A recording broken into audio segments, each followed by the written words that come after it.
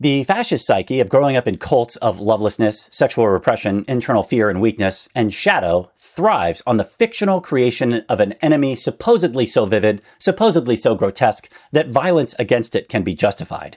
They long not merely to demonize the majority that aren't in their minority cult of dark imperial fake supremacy, but to provoke the other into striking back.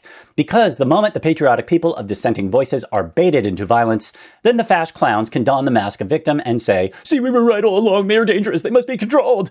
It is the same game that schoolyard bullies play, but writ large upon the political stage. They taunt, they insult, they try and strip away dignity, all with the hope of electing a punch.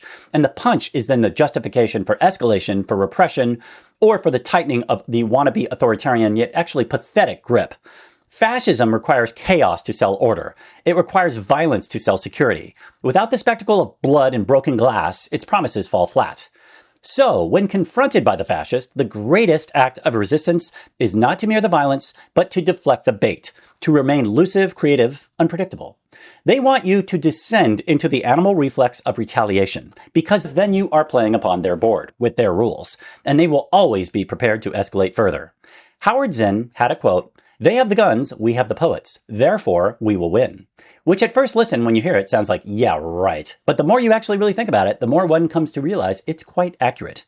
Because the empire is always desperate for patriotic, freedom-loving people to either cower and obey or commit violence. Either will suit.